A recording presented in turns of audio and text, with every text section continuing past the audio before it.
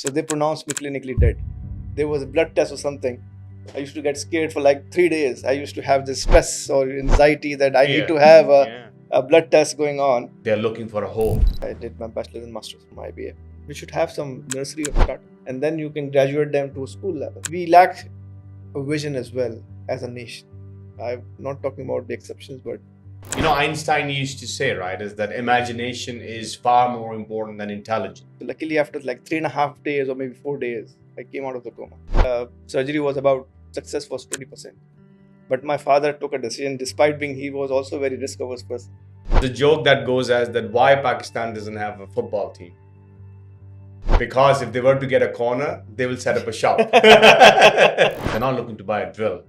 They're looking for a home. We don't believe in brand building. Whatever you're doing today, it's the gratitude that you have. Banks, institutions are in the business of taking risks, but a very calculated one with sound judgment and fundamentals attached to it. And for VCs, this is not there. Venture capital is the R&D for humans. I was born in Karachi, but then before I turned 1, I find myself in Saudi Arabia. Actually, my father was deputed over there to work.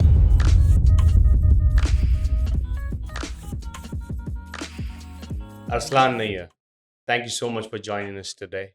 I'm extremely excited to dive into the conversation that we are about to have.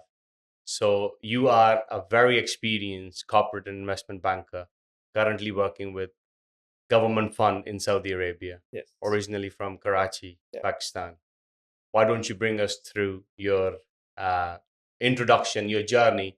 What have you been up to since the very beginning? That'd be great. Okay. Well, basically, since the beginning, I've been traveling. I was born in Karachi, but then before I turned 1, I find myself in Saudi Arabia. Actually, my father was deputed over there to work on a government project. So I lived my early childhood throughout, maybe say around until 8. I was in Saudi Arabia. Then I came back to Karachi. I did my remaining schooling in university and college from here. I did my bachelor's and master's from IBA. And post that, I joined banking. And since then, I've been a banker. It's been around 21 years, 9 years in Pakistan, and then around 11 years in Saudi Arabia. So 9 organizations. Most of the people say I switch a lot. I think it's there in my DNA that I'm very irresistible. So whenever I find myself that I've done much over here, I'm looking something for new. So I make a shift. So I think in my even my current boss is saying, based on your trajectory, you have done enough for us. soon you'll be sitting elsewhere. So I think this.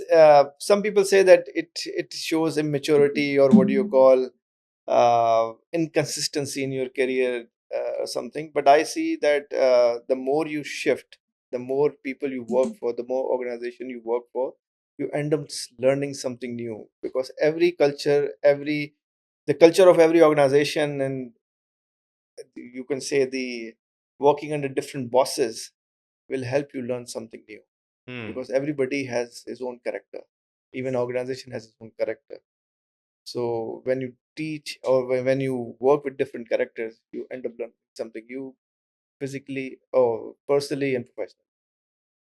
So 9 organizations, I learned something new in each and every organization. So even after having 21 years of career, I still think I'm learning. That's a mindset, right? Yeah. And it's driven from having a healthy relationship with failure. Yeah.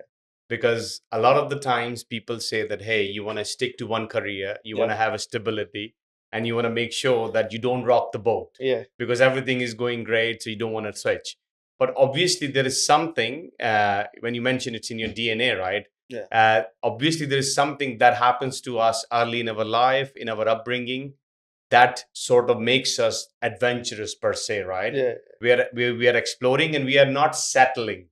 We are always, so you mentioned that you hit the ceiling, and then now you're saying that, okay, I have hit the ceiling, I can no longer grow here or add value. Maybe I need to upskill myself, and then I need to come back again, and or go elsewhere and then add value or learn something new.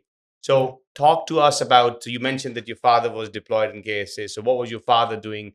My Uh, father is an engineer, and okay, he was there to design a military base over there. interesting, So basically, we were living in the same compound where different nationalities were there. So I was also studying with different nationalities. So my first exposure, my first school was a multicultural one. All interesting. right. So this was my first school, and then I moved back to Karachi. When I moved to Karachi at the age of 8, I didn't know Urdu. I I see. had to learn Urdu again. Uh, well, not again, but from the scratch. So it was tough because people used to make fun of me because I used to speak a language which was a mix of Arabic and English. I see. Yes, interesting. Yeah, so it was tough, but yes, then I used to go home and cry that I don't want to study over here. I need to go back.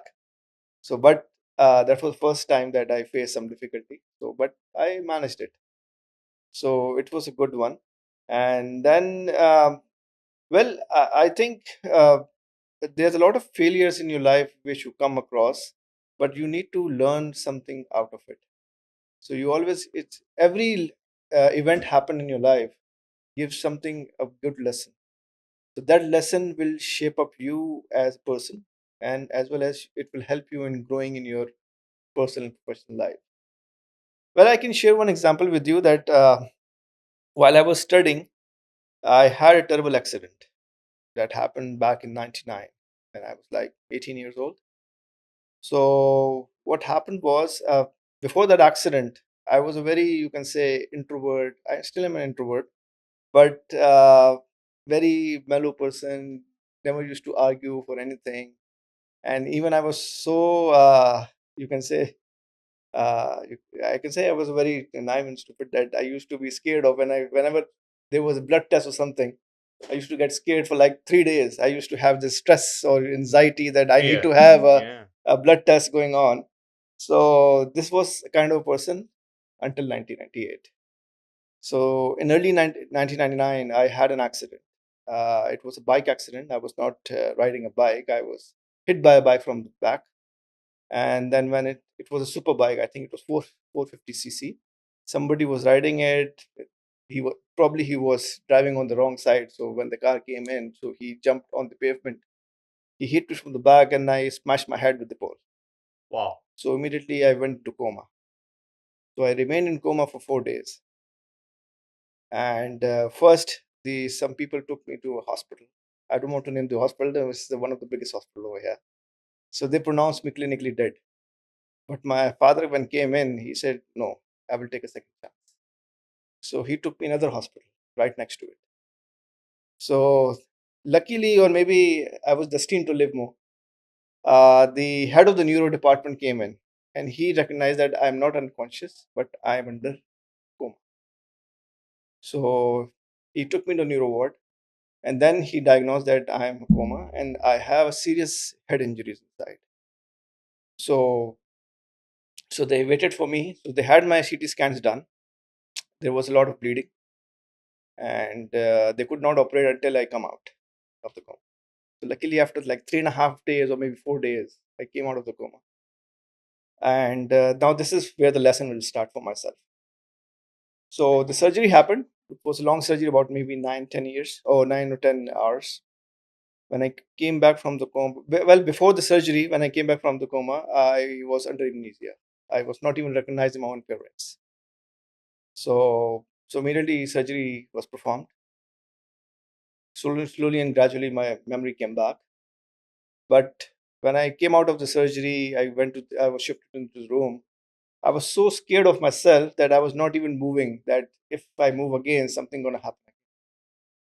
So 3 days happened. The doctor came in, and when he found out I haven't moved an inch, he said, "Everybody go out." And then he closed the door. For 45 minutes, he had a life-changing session. The basics of the session was whatever happened was really bad, but don't waste your second life. And after that, yes, it I thought about it and said yes. the chances of my surgery was about success was 20%. But my father took a decision, despite being he was also a very risk averse person. But somehow Allah wanted him to sign off, so he signed off. So basically, in those 45 minutes, the doctor told me that it's all about you who will come out of this room and walk and run. Nobody can teach you, and nobody can force you, and nothing is impossible. So these are the three lessons that I learned, that nothing is impossible, and it's only me. Whatever the obstacles are, I need to wake up and run. So after the next day he came in, I was walking with the support, yes. And after all this happened, so how many days you think I was back in school? I don't know, maybe 6 months I was back in school on 21st day after that. after your surgery. Yes. 21 days after your 21 days. surgery, Yes. where the chances of that surgery being successful 20%. was 20%. 20%. Yes. And you were, I was by one back of in the the school. professionals, Yes. told you that you were clinically dead, and 21 days later, you were back in the school. Yeah. Wow. Hmm. It all happened because the strong willpower. And you give the credit to that doctor. Yes, I still give him credit, although he's not alive anymore, but I still give him the credit. Hmm. So in 21 days, I was back in my school. Yes, I had all the bandages in front of my and on my head and everything. But yes, I was there. I was living life normally since then. And in May, same year, after 3 months, I was running again. I started running, I started gymming and everything. And after 2 months, maybe 5 months down the road from my accident, I got my admission into IBA, which is supposed to be one of the difficult aptitude tests. At that point in time, maybe I think it's still the same. So this is how my journey started. So where I learned three lessons: that nothing is impossible, and if you have the willpower, you can do the unimaginable things. So one more thing I would like to share as well, that when I came out of the hospital, then people around you start telling you, okay, fine, very bad. Now you should not do anything which is more strenuous in terms of your mind and power. You should go something on easy work. I was given an option that I should have a small shop and operate it for rest of my life.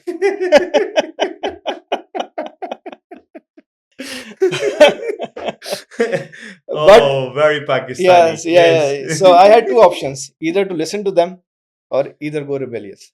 So I went rebellious. I said, okay, fine. I cannot do this. I'll show you that I can do this. So this is what I started running in within 3 months' time. And within 5 months, I went into one of the top colleges, did my bachelor's and master's from there, started my career in banking. And corporate investment banking is one of the most analytical areas of the bank. So this is one of the life-changing lessons that I learned, and they're still applying it throughout my life.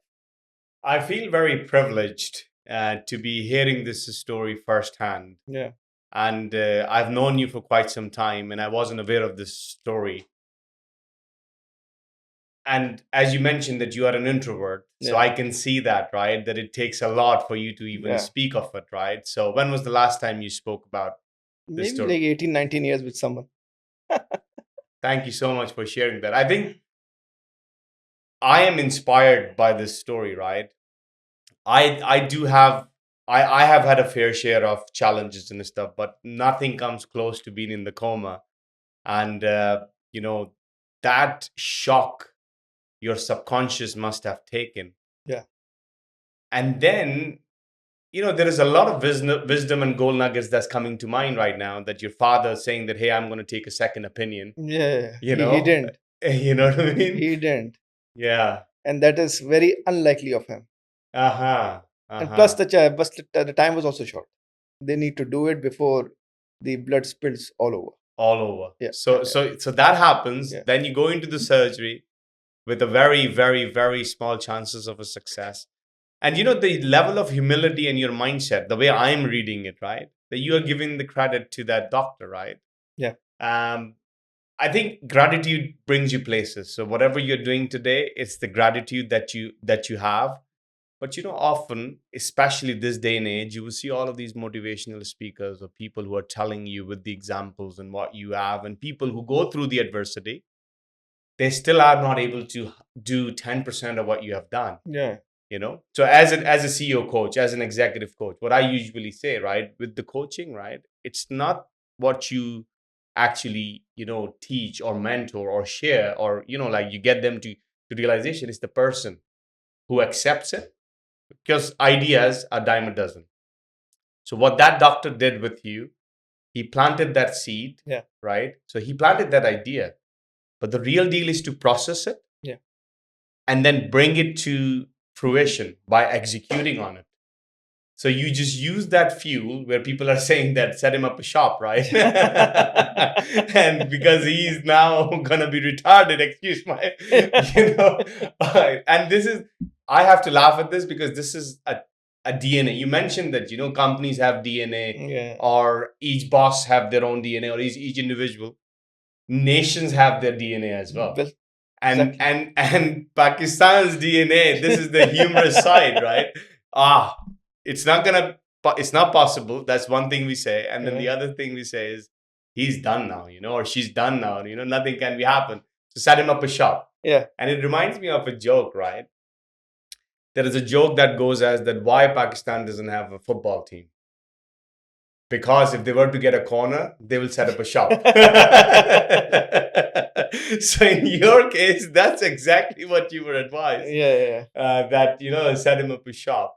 So you did one of the toughest aptitude tests in the country as well to get in. Under 5 months from my accident. Incredible, incredible. You see, now I'm piecing up with what you have shared, right? So you come back at the age of 8. Yeah. With a very different mindset, because you were there amongst the people from different backgrounds. So your paradigm and your subconscious mind is developed, right? Now you come here, that change required a lot of resilience, So you needed to just learn the new ways of how children are here. Yeah. And then you didn't want to go, but you still went and you did that journey. And then your coping mechanism that I'm thinking of is that you said, okay, I'm going to stay quiet and I'm going to let this volcano, build up within myself. Yeah. And you needed that turning point. So universe just came and smack you all the way, to the pole. And then you realized, okay, now I'm ready. Yeah. So unleash. despite the fact that I was extremely weak in Urdu, first year was a very mediocre result, but second year onwards, I used to top the class. I topped the class for next 7 years in that school, in the same school, where people used to make fun of me that I cannot speak or write or understand Urdu. You see, this is the positive growth mindset, right? That Winston Churchill used to say, right, that if I stopped at every dog that barked my journey, I probably would have never made it, right? So sometimes, and one of my very good mentors, he used to say this to me, because I am a very emotional individual as well, right? So you need to learn to harness. So I was an introvert, then became an extrovert, and then I loved it. So I'm very much an extrovert now, or ambivert. But he used to say this to me whenever I get riled up or somebody would just, like push my buttons. He would say to me, I mean, you have exceptional talent, but that's one of your weaknesses, that if you overcame that, you will be able to do unimaginable. I said, what is that? Aiden is his name. He goes, my mother used to say, you need to learn to ignore the noise. Yeah. There is a lot of noise around us. Yeah.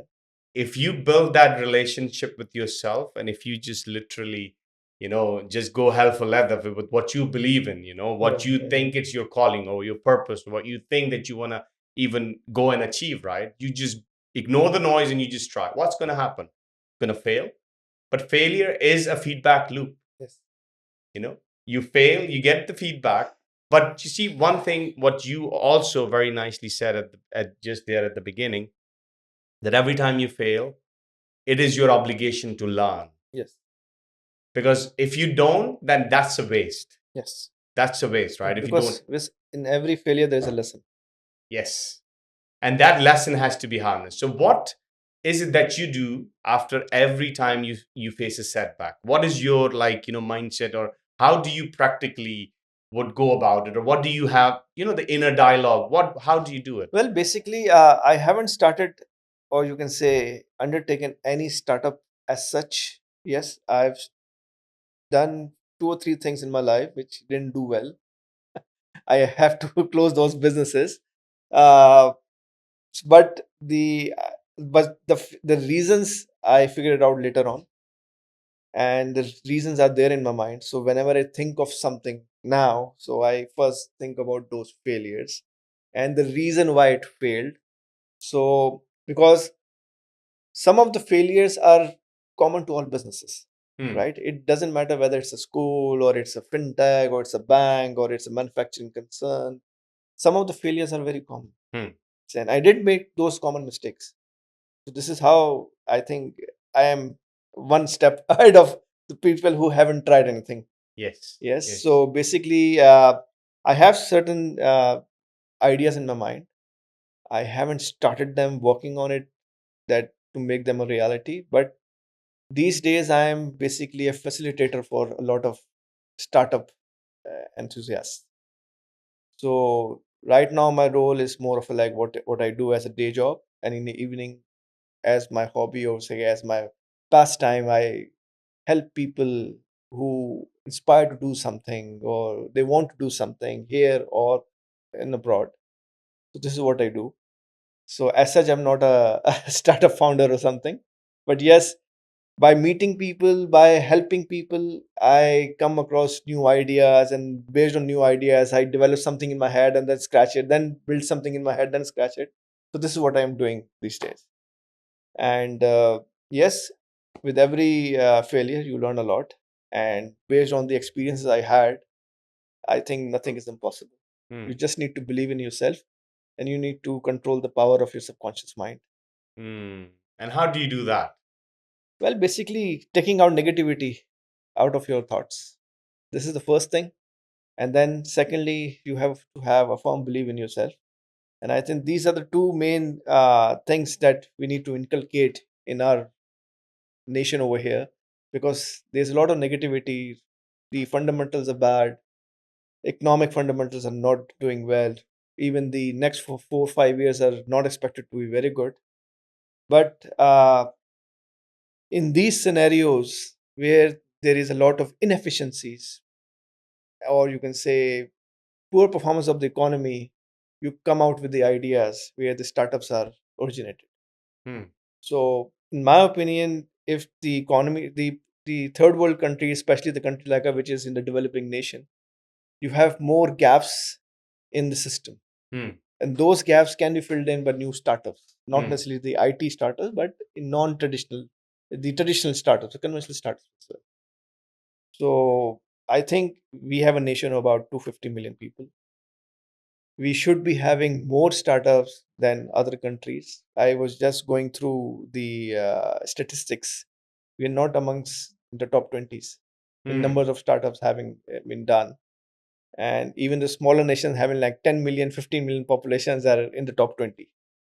So this is because it's not that we are not thinking, our young generation is not thinking about it, but it's all about that everybody is working individually. They're Hmm. not.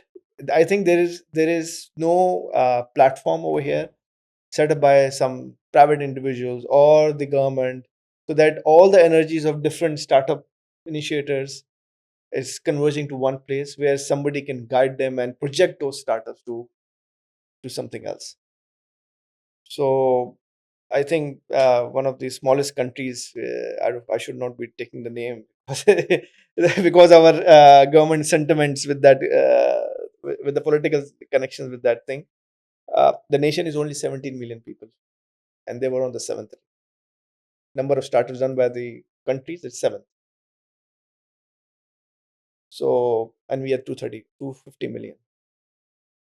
I've come across a lot of people day by day that people have some idea, but they are unable to define it or unable to make it to the logical conclusion.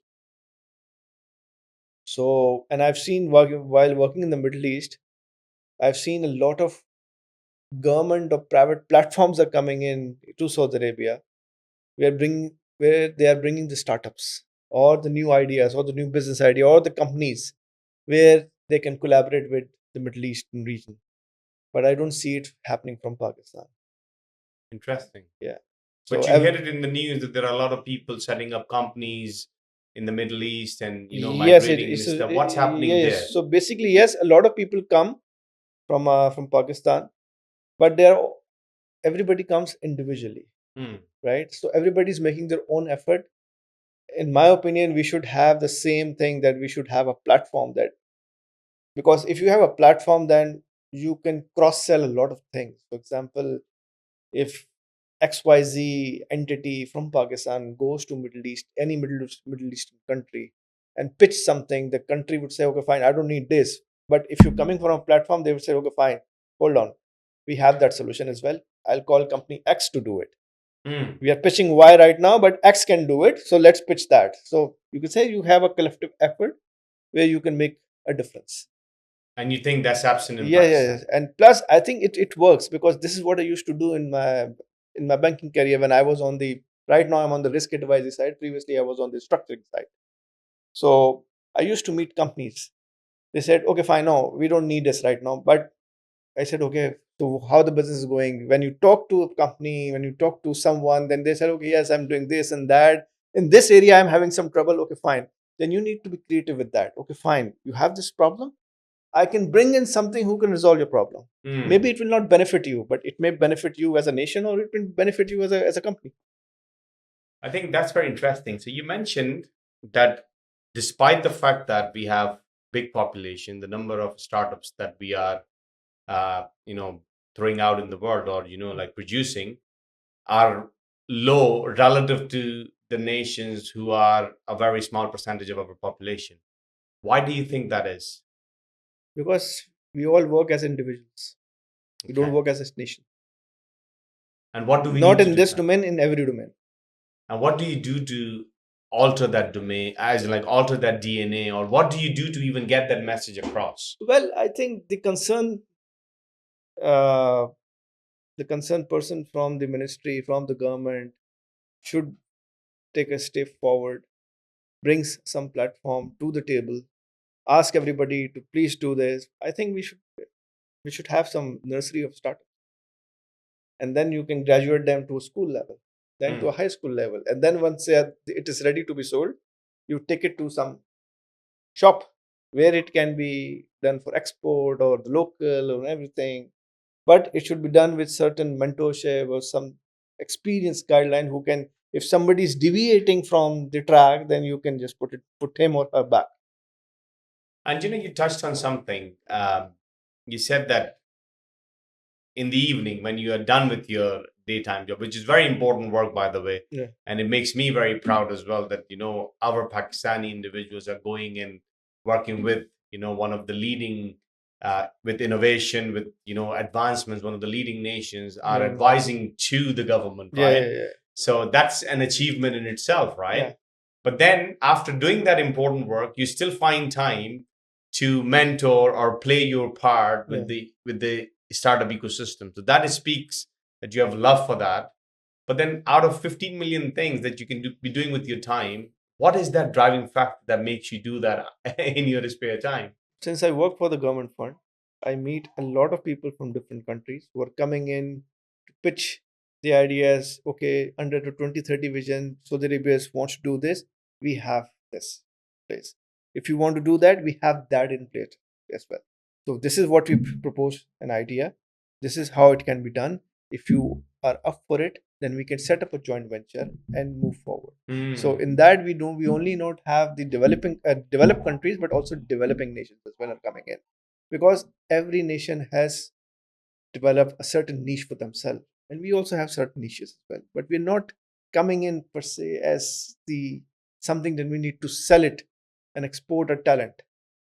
So this is where we lag, and then I find people individually coming in over.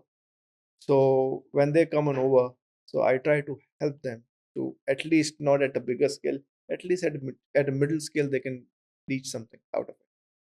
So they have a starting point per Yes, se. yes. So far, me and my friend have established or facilitated in establishing 19 Pakistani companies in Saudi Arabia in the last maybe 1.5 years. Interesting. Yeah. And these That's are from different walk of life: trading, manufacturing, services, and including a law firm. interesting. So you touched on something so interesting for me, and I would love for you to just elaborate a little. You mentioned that some nations or some countries are coming and they're saying that, hey, we have this solution.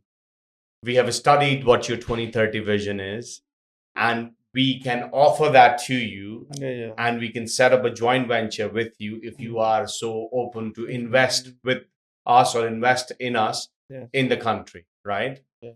Now, those solutions are something that those nations or those countries have built or have worked on. Mm. What do you think Pakistan has, but they don't know that they can actually pitch or present? What do you think that could be that W- starting point?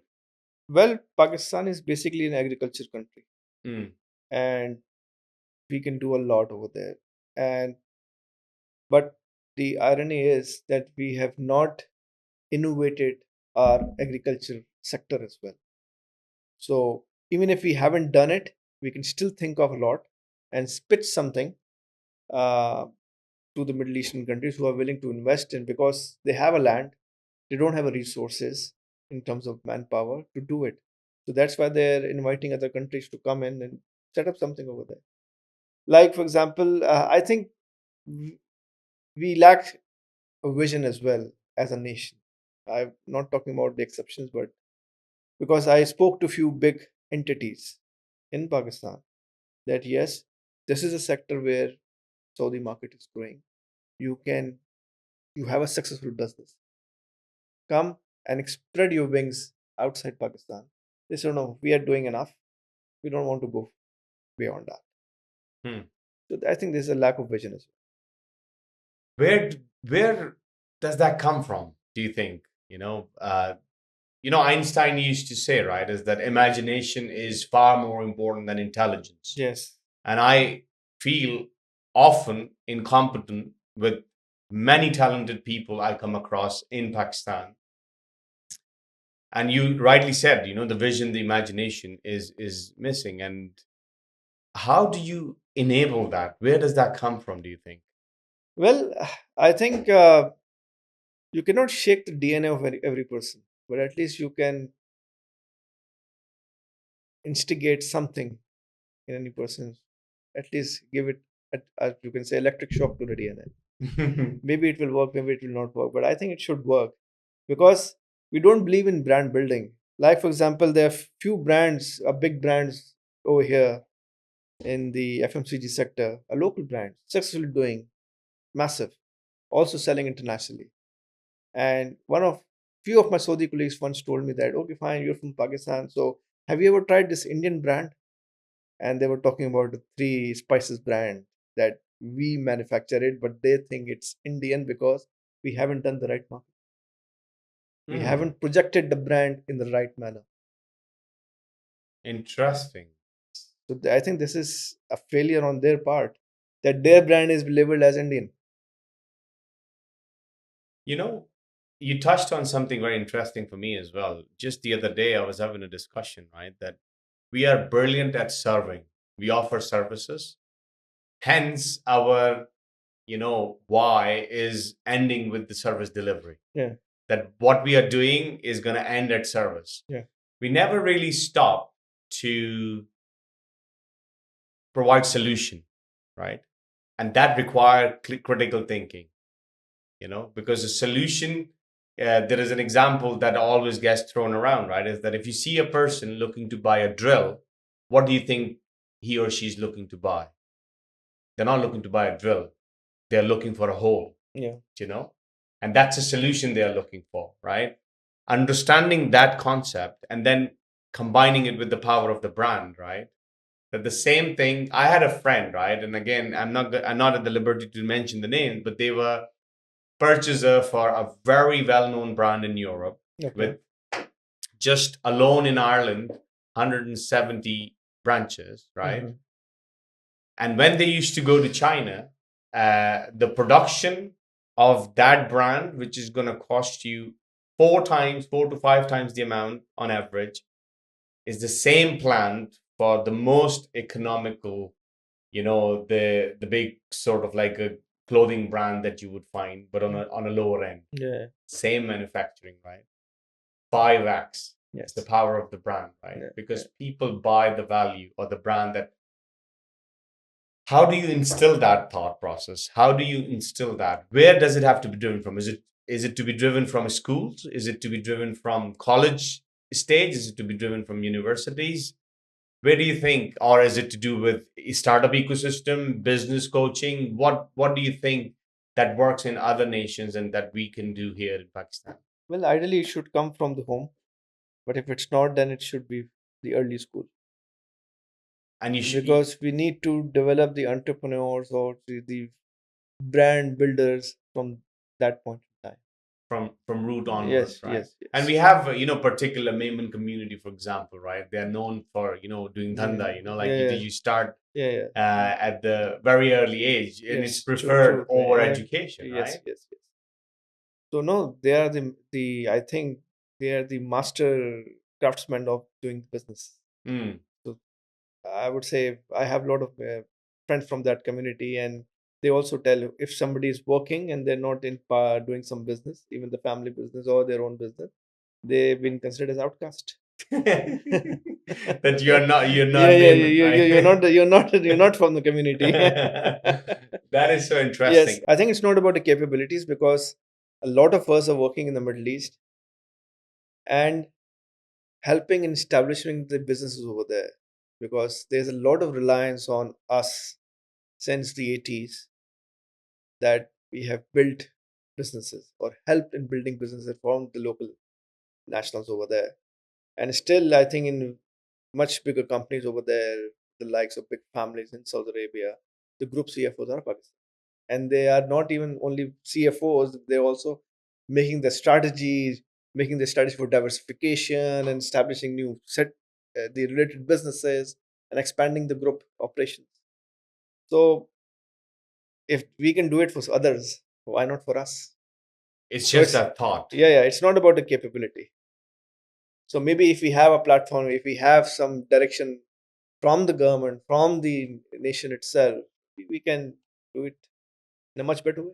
And deep down, doing this podcast, and specifically to do with Pakistan, for example, I have this desire, right, that we don't have enough role models or stories of even those individuals who are doing amazing work, right? For example, having you here, my mind was telling me. So, first of all, thank you, because you are amazing. Because even with UPitch Live, since we are here in Pakistan, you have connected us with a lot of people. You have that network, right? And I'm extremely grateful for that. So, seeing that love, right, that you come here to Pakistan for a short space of time, you dedicate a lot of hours. Obviously, there is that real desire Yeah, that you want to add value.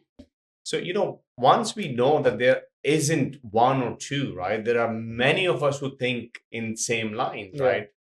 Then perhaps there is a possibility of creating that platform, yeah, you know? So, having those use cases, listening to those people who have done it for others and still striving to do it for themselves or for the country, right? Makes a world of a difference, yeah, because now people are going to start thinking, oh, I never thought of this. yeah. That is a possibility. I Yes. never thought of it. Oh, it is Yeah. possible. So this brand thinking, for sure. I had a guest here. He's doing amazing work with the smartphones space, and he had the same thing. That brands get countries out Yes. of whatever hole they are in Yeah. and put them on the map, right? Yes. So that brand thinking is very important. And another individual I was speaking with, they said something so powerful. If you understood the power of brand, or if you want to understand the power of brand, even in the most underdeveloped village, if a child is going to strike a dance move, Yeah. somebody's going to say, you know, are you a child of a Michael Jackson, or are you related to a Michael Jackson?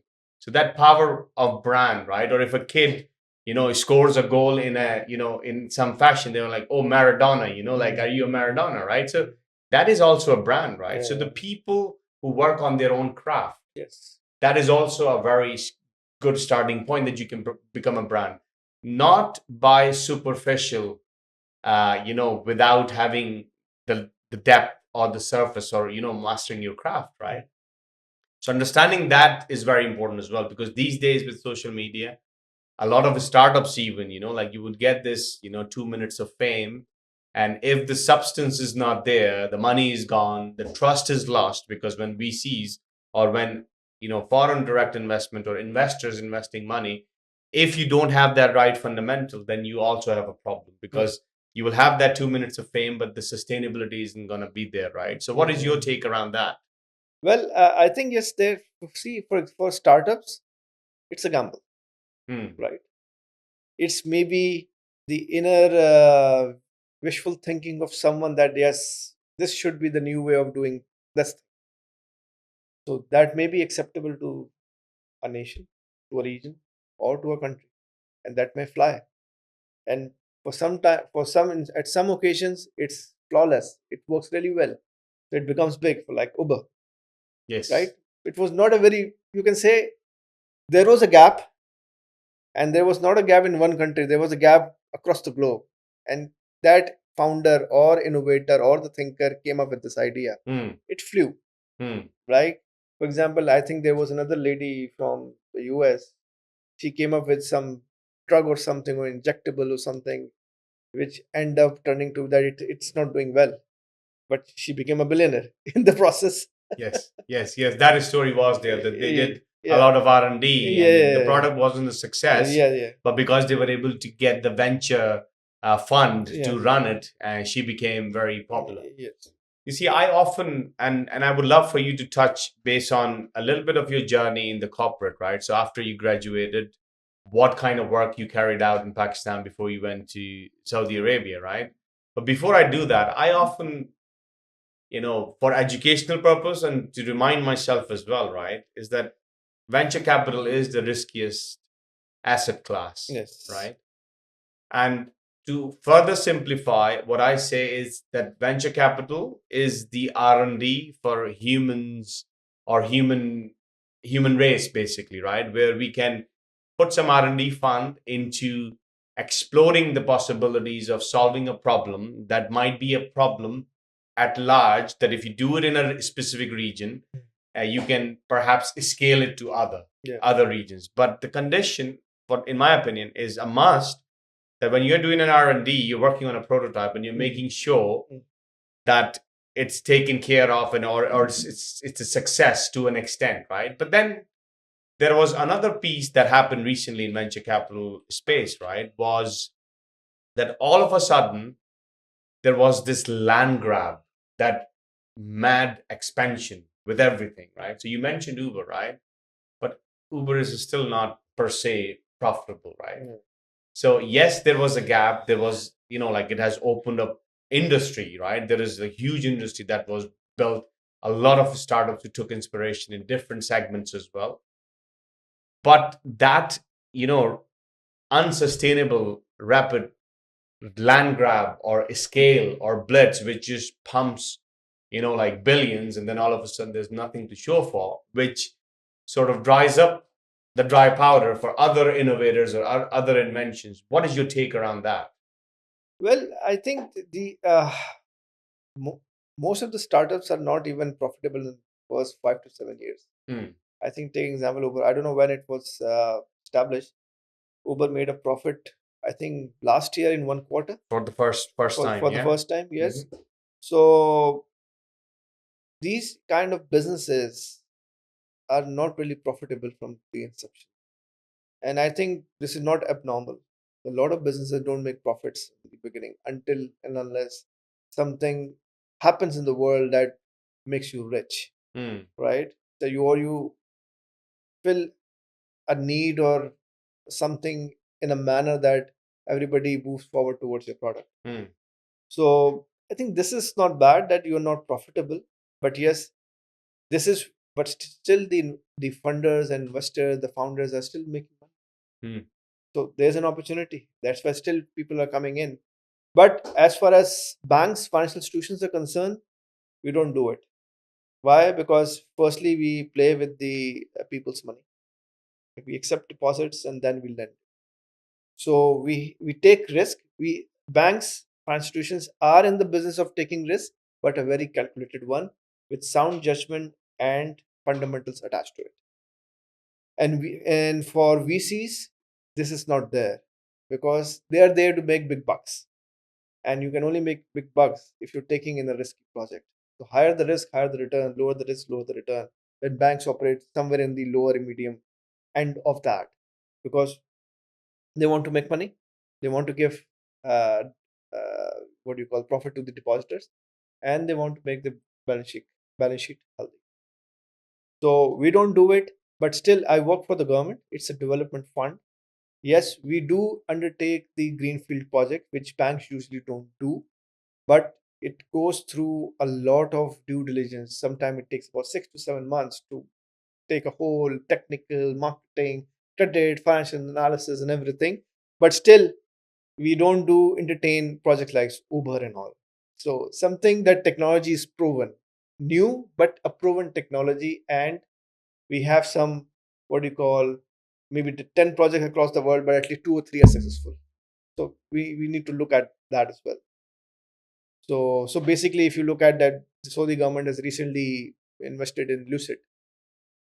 Tesla is a new EV is a new phenomena, but we have a success behind in the shape of Tesla. So that's why we came in to support. Banks usually will not do it, and still not doing it because they still have a question mark on EV business. It is. And Yeah. do you think, what is your personal take on it with the EV market? Well, I think I was since I have an interest since the beginning in the automobile sector. EV is something that attracts me, and cars in general. But I see that EVs will be gradually go much cheaper because the technology is getting older and and becoming much cheaper.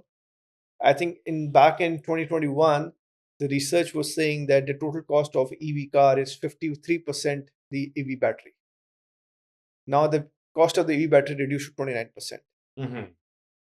So the technology has become common, cheaper, and right now the EVs can give a tough time to ICE, and they're already giving tough time to ICE. But the one problem that I noticed that there are certain class of the customers who go for the new innovations immediately. For Hmm. example, some new brand new Toyota model is there, everybody will go and buy it, but that is a certain class. So then there's a second class which go and watch how that new model performs. If that performs well, then they will go and do it in the medium run. And the third class is they will only go for the established brands and everything. They will not even test anything which is new to the market. So what happens to EV? There was certain search globally because of the first class of the customer, and the second of class of the customer for the EV are still not going towards it. Hmm. I think similar thing happens for the new startups. Some want to try it, some don't want to try it, Hmm. Hmm. right? For example, take my example. Few things I try since the beginning because I understand it, Hmm. right? But some things I still don't try it because I don't have a trust in it. That goes back to the brand, right? So you Yes. actually understand the brand, you know Yeah. the Yeah. brand, Yeah. so you want to stick with that brand. Yes, that's And this true. is where masses go because they want, stability, I suppose, like something that you're aware of. Yeah. And in developing economies, countries like Pakistan, for example, people have to save up to be able to afford certain luxuries or certain things. Yeah. It's a once in a lifetime or twice in a lifetime events that they have. Yeah. And if they were to save up and put the bet on a high risk, of the high risk class of an asset, they're going to be like, oh, we are not interested. So the masses generally, because of the wealth distribution in the world, is that a small percentage of the people have, and vast majority doesn't have. If you want to have a sustainable business, you need to think of like creating right off the bat that even if you are a startup, Yeah. how you're going to position yourself and what is your ideation process is going to look like. Is it something that is just a trend that is going to be just disappearing in a year? Yeah. Then what are you going to do? So what do you think around that? Well, basically, every startup will not fly everywhere. Mm, For example, if you look at the EV, for example, take the same example again. EVs will not fly over in Pakistan. Why? Because here the electricity cost is very high. Even the petrol cost is very high, but even the electricity is more of a luxury now, right? You need to spend really wisely, unless it's something that you can just afford it, whatever the cost is. mm, So EVs will not fly. So for example, every startup that you go in, you need to see, is it something that it will be globally acceptable? Is it something that it will be regionally acceptable? Or it is something, even it's acceptable in Pakistan, is it culturally acceptable as well or not? There are certain things, because we have a rich culture and we have to follow those norms. So maybe for example, certain startups will not fly over here. mm. And it's all about trialing Yes, and yes, erroring. and because, or it may fly after 4 or 5 years. For example, Uber was previously in Middle Eastern market. It was not flying well within the female segment, but now we have female Uber drivers after 6 7 years. Takes a while. Takes a while. Market Yeah, to just yeah, mature yeah, and yeah. accept. Market just to mature and get adjusted and everything. So, like your earlier question, that why it's like a land grabbing kind of thing. So, everybody who wants to make money, they just come for it. Hmm, So, but whoever is making money out of it, they know when to come in and when to come out. Usually, hmm.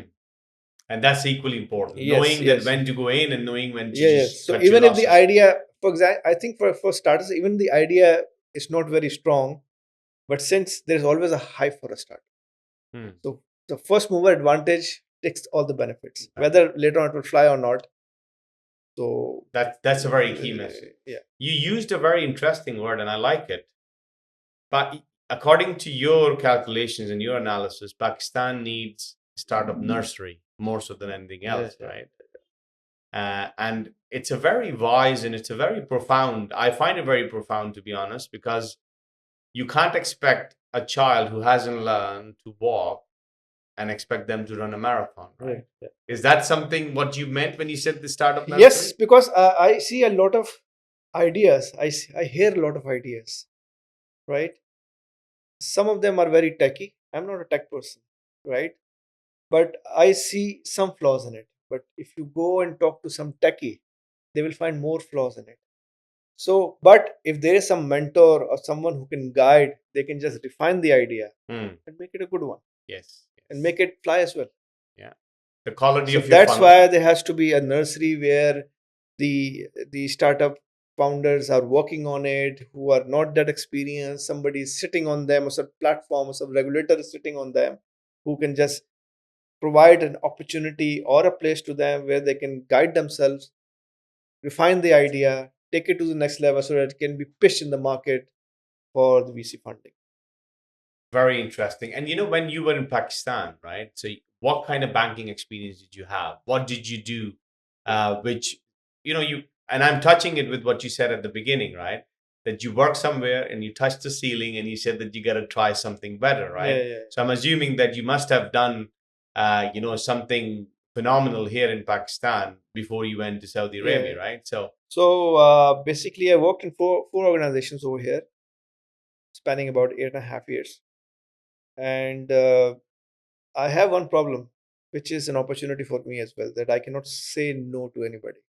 So when I used to deal with my corporate customers, so whenever they used to say, "Oh, this is something I like, I want to do it," so I just used to say, "Okay, fine, I'll get it done for you," without even realizing whether I have the capability or not, because I always have a thing this in mind. Okay, if the capability is not there, infrastructure is there, you can build on something. mhm, So mhm. that's how I built a very good, you can say, when I started my career, the fintech actually was not there, but the electronic payment and receipt solution was starting building up, which is used in banking term, it's called global transaction services or the cash management business.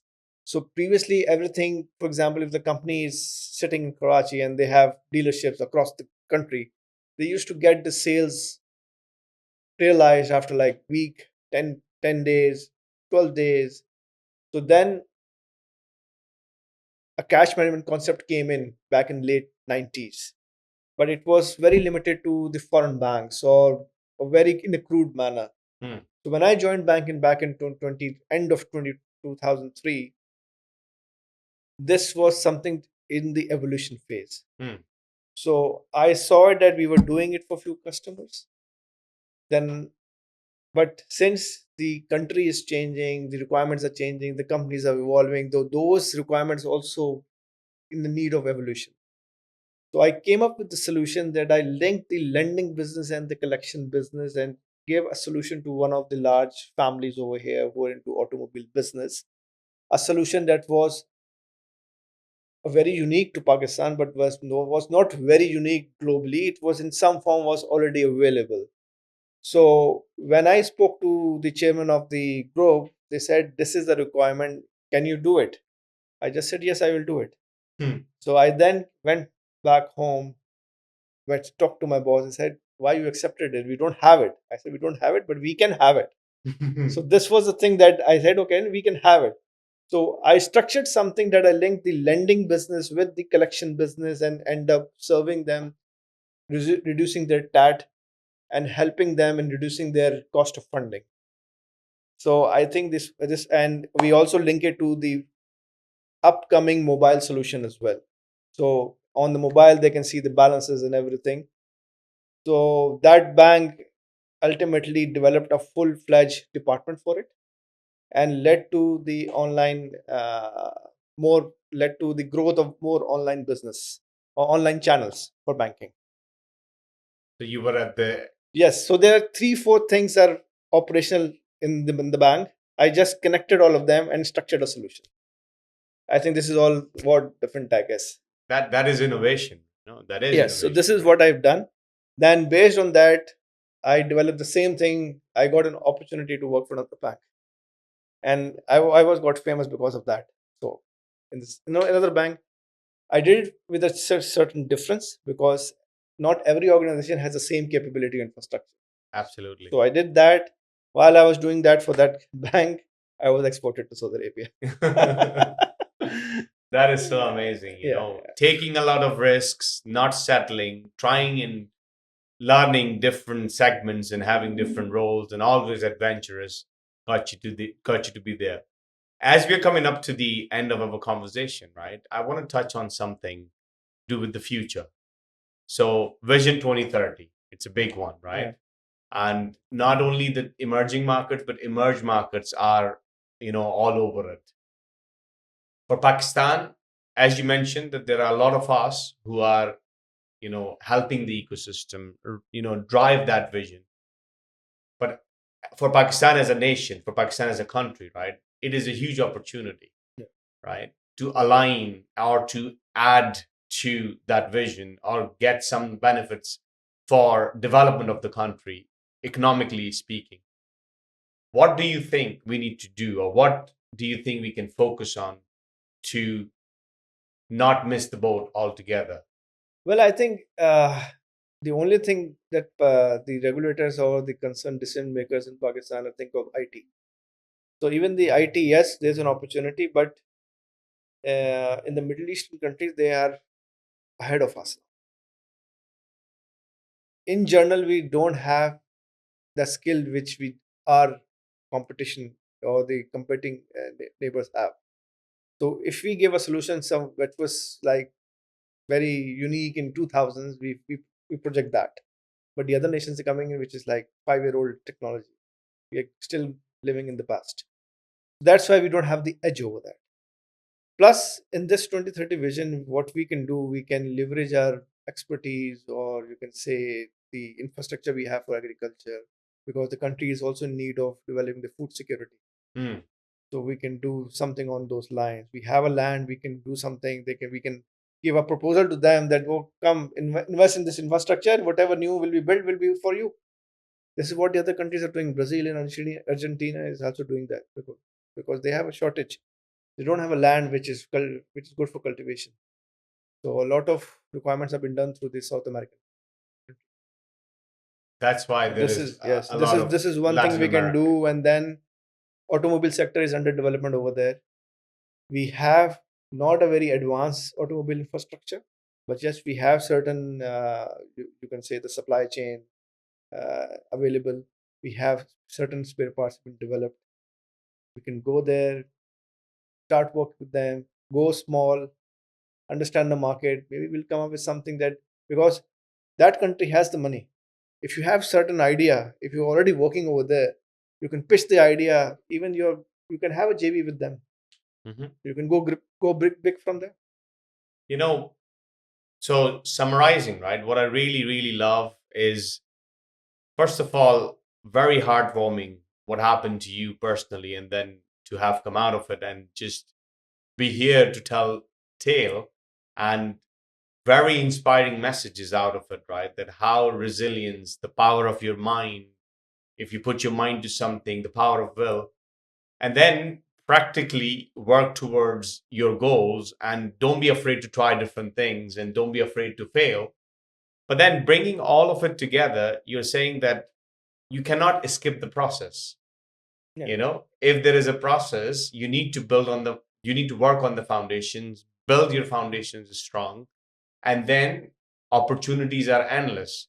That's something everyone else has done. You can do it too. It's yeah, just a matter of yes, imagination. And what I really love on what you just said, right? I say it in my way, right? Is that yes, there are weaknesses. You can look at the glass half empty. yes, Yes. But you can also look at the glass half full. yes, And if we have certain strengths, why not double down on your strengths, build up on your strengths, as opposed to try and ride a wave which is already in the process, right? So if you have the strengths in, as you mentioned, agriculturally, we have the yeah, opportunities, or the location geographically, or if you have automobile, let's not just ignore it just because IT is a boom, just because AI yeah, or yeah, yeah, yeah, technology. Because at that, we don't have the fundamental to innovate or come up with a new idea. Rather, we yeah, are great at taking inspiration and try to copy, or at some level steal, right? yeah, yeah. But it's not intrinsic. It's not going to build the brand, right? So if you want to have long-term sustainability, you need to just evolve your mindset that way. Is Yeah. that what I'm Yes, inhering yes. in? So yes, yes, you're right. And basically, if you know that in the market you're going to target your product already, PNG and Unilever is there, go in a market where they're not operating, just to make a brand for yourself out Yes. of it. Yes. So these are the two markets. I'm sure the big guns are not there. Yes. The competition is not that tough. Yes. Go under the radar and develop something and then come back. And there is a nice exit there too, Yeah. right? So oftentimes people say, hey, in the startup, you need to have a stock market to be strong enough to, cater for the Yeah, unicorns and yeah, stuff. But you can still build a valuable company. yeah. Yes. And if you go where the big guns are not there, Yeah. and you build that proposition, and if you're strong enough, they're going to come and acquire you. That's also a really, Yes, yes. decent transaction. And plus, one more thing which I noticed that because since the Middle Eastern market is growing bigger, the requirement is getting bigger as well. And they also want to do business with bigger players. Even in certain segments, they want to do business with us, but we don't have bigger players. They said we don't want to deal with five companies. We want to deal with one company, but the five companies operating at smaller scale. So we need to also think big, building a brand and companies, and then go beyond the borders of Pakistan. I hope listeners and viewers take the inspiration out of your key message, because I heard it in so many ways. You tried to portray the message that don't be thinking that alone you're going to be stronger. Yeah, Come together, find collaboration, see where the strengths complement, right? Because mm, it's all about collaboration. And there is a saying that goes as, alone we are a drop, together we are an ocean, yes, true. right? And understanding that power, and instead of just putting our individual efforts, collaborate and come with, like that solution. I think this is very powerful. And at that, quality also matters, right? Yes.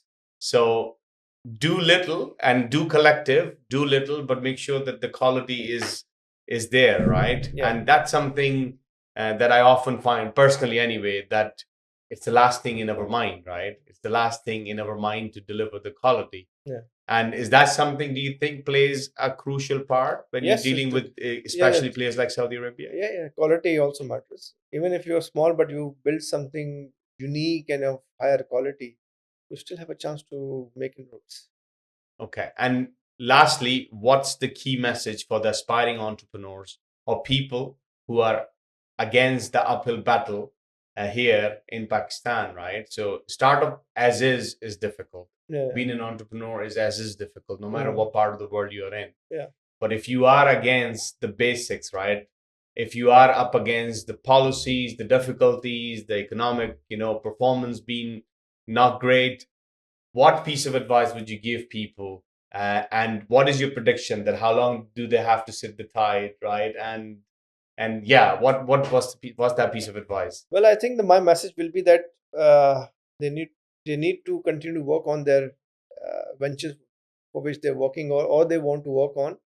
But it has to be, the idea has to be concrete, unique, and good and sellable as well. So if they have a good idea and they believe in their own idea and they have a firm belief in themselves, I think nothing is impossible. Thank you so much, Arsalan. You have been phenomenal. Thank you for your time. Thank you. And we will be catching up with you again in the near future with your evolution and how we do, So thank you once again for your Okay, time. thank you very much.